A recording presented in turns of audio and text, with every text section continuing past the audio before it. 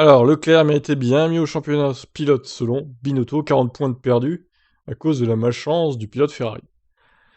Alors, ouais, c'est vrai qu'il a pas eu de bol, mais en même temps, je rappelle quand même qu'il s'est foutu en l'air à Monaco alors qu'il avait fait la pole, quoi. Clairement, là, c'est 25 points de perdus déjà, hein. Il a rappelé deux courses qui ont coûté cher à Leclerc. Le classement de fin d'année. Leclerc a terminé la saison 7ème à 6 points de la 5ème place remportée par son nouveau équipier. Je suis très heureux de voir les progrès que Charles a réalisés cette saison. Il a toujours été très rapide en qualif. Même dans la dernière partie de saison où Carlos le défiait peut-être un peu plus, il a toujours été rapide.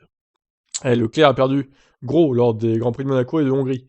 Il avait pris la pole à Monaco avant un accident dans son dernier tour. Alors je suis désolé, mais j'aime bien Leclerc, hein, mais c'est pas de la malchance. C'est lui qui se crache tout seul, quoi, à un moment donné, voilà. Mais n'a pas réussi à prendre le départ lors de la course lorsque l'équipe a découvert que la boîte de vitesse aurait dû être changée. Et en Hongrie, il a été sorti dès le départ par Stroll. Là, ok, c'est de la malchance. Nous ne devons pas oublier que dans sa saison, il y a quelques exemples, à savoir Monaco et Budapest, où il n'a pas marqué. Il n'a pas eu de chance avec deux belles occasions qui s'offrent à lui. Sans ça, même si c'est difficile de dire où il aurait fini en course, peut-être qu'il lui manque au moins 40 points à son classement. Sans ça, je pense qu'il aurait été bien devant au championnat. Et oui, mais avec des si, encore une fois, lorsqu'on lui dit que 40 points supplémentaires auraient essayé Leclerc à la 4ème place du classement devant Pérez, Binotto répond: c'est pourquoi, encore une fois, je ne peux que juger très positivement sa saison.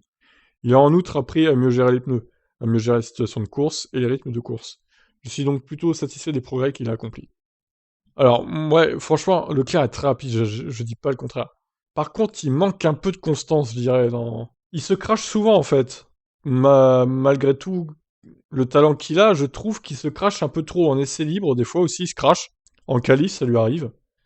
Sainz, au contraire, il se crache beaucoup moins.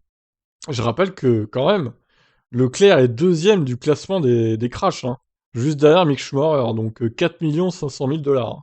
Et ben, Sainz, il est 11ème, 2 millions seulement. Donc va falloir régler ce problème d'inconstance et de crash, de petites erreurs par-ci par-là, Charles, parce que là, bon, ça t'a coûté beaucoup de points, surtout à Monaco. Bon, la Hongrie, je veux bien reconnaître que c'est pas de sa faute pour le coup.